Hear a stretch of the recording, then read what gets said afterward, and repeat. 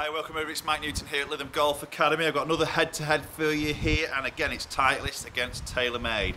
This time it's the 718 AP2 Iron from Titleist, obviously a new iron just released as I'm shooting this video, against TaylorMade P770 Iron, so the 770. So for me, two irons that are very much similar on the size of the head, small sort of cavity in the back, both got a little bit of tungsten in here. Both forged, so I think definitely an iron that sort of guys may sort of look at in a comparison. Look in this sort of category of iron, these two are probably on your list to try. So I'm going to put these head to head here. So both 7 irons here. The Titleist 7 iron loft is 34 degree, TaylorMade is 33. So obviously 1 degree stronger with TaylorMade here. So maybe just have to take that into account with regards to spin numbers and maybe a little bit of distance. But I'm going to hit these on GC2 HMT, set up down here, set myself up about 176 yards out from the green here. So we'll have a little look on dispersion, give you guys a little bit of feedback on looks and feel, and also look into deeper some numbers, performances between the two clubs. Okay, so we're going to start off with the AP2 Iron first, and then we'll move on to the P770. So I've done a review of this in a bit more detail with regards to the tech in the head and some obviously detail, sort of numbers of this particular iron on the channel. So we'll put a link up there and you can go and check that out if you want to. But I was really quite impressed with this, and I felt it was a nicer shape against the previous AP2 in terms of the 716. So quite a big fan of this iron, and it produced some really sort of solid, controllable ball numbers, what I would probably say. So we're probably going to see that again here. So 34 degrees of loft. Again, put that down by the golf ball. It's a great shape. You know, it's a very good looking golf club. Very little offset. Sort of medium to slim top line there. Squat head design. Very much a player's iron here. So I'll give this first one a hit.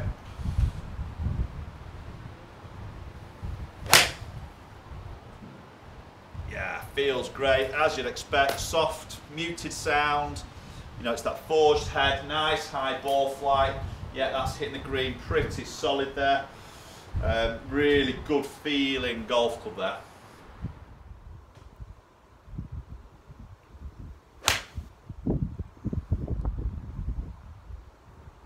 Yeah, it's a beautiful soft feel again. I think with the AP2, there's not many. It's not a bad word you can really say about this iron. You know, the look of it is fantastic. The shape of it is good. The performance what I've seen in the past with it is very, very good, and it feels great. You know, there's not a lot you can really say or really go to town and to say that it's not nice or it's not performing. Again, it obviously depends on what shaft and what makeup it is for you, and whether it suits into your strike patterns as a level of golfer that you are, but this is a really good sort of solid forged iron.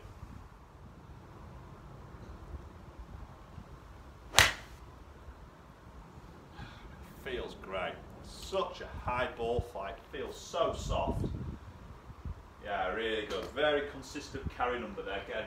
169. I think all the last 3 shots have been within 2 yards carry distance of each other, and this is exactly what these sort of irons are aimed at. It's the consistency of numbers. Now obviously strike, we know, will change that number slightly, but you know, with a more true loft and obviously where the CG placement is in these irons, it is more aimed at trying to be as consistent as possible. So yes, there's going to be irons out there which are much longer in terms of distance, but again, this isn't looking for distance. This is more, again, performance, and consistency of performance is the importance here.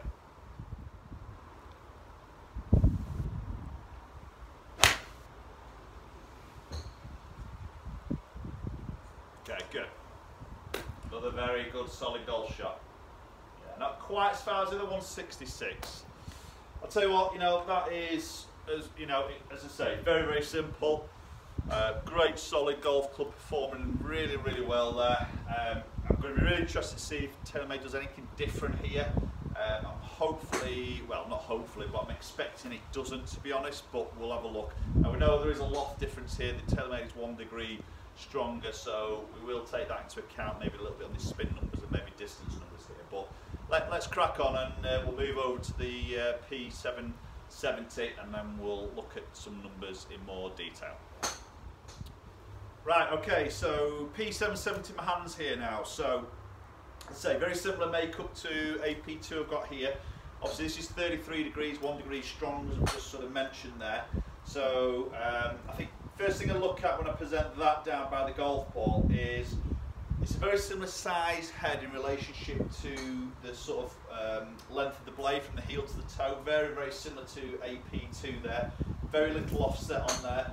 Probably, if anything, slightly different. The top edge is probably just a little bit, and I'm talking a little bit thicker. I'm not sure if it actually is. It's probably just a bit more squarer, which makes it look thick. I think AP2 just chamfered a little bit more on that back edge. It's very little in it, to be honest, but again, it's a lovely looking golf club. You know, there's nothing really wrong with the shape of that, to my eye anyway. So same again, we're 176 yards out. Let's give this first one a hit.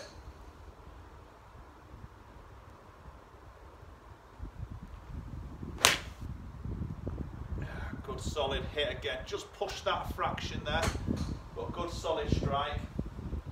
Yeah, carrying 171, I think, 170. Okay, again, felt really good. The sound is very, very similar to AP2. It's obviously forged. The feel is very, very similar there. Flight looked to be very similar in terms of its height there. Carry distance looked the same. So again, we'll be interested to look at spin numbers, obviously with that 1 degree difference.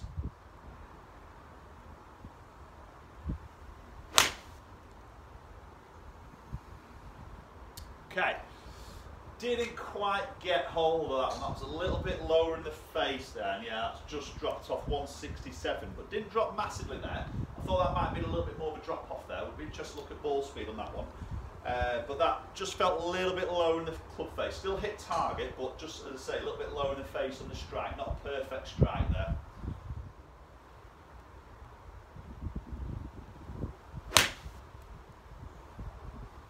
Oh, that was beautiful. That felt amazing. Struck that really well. 167 carry. So it doesn't look like I'm getting as much out of this ball. Club head speed looks exactly the same at a quick glance there, but maybe just looking at carry distance just being a little bit less than AP2, which is surprising. But again, we'll just maybe check these in a little bit more detail at the end there. But that felt amazing. That was a really good strike. Beautiful high ball flight. That looks great. You know, it just looks good. There's not a lot else to say. That was as good as it gets in terms of a ball flight and a feel, really.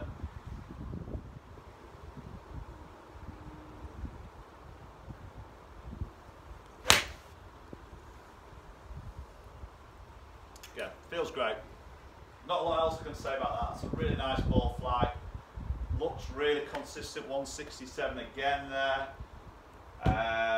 Yeah, right, okay. I'll tell you what, let's go and look at some numbers. There's visually there, through feel and what I'm actually seeing, I can't split those two at all. So let's have a look at some numbers in a little bit more detail, see if we can actually split them.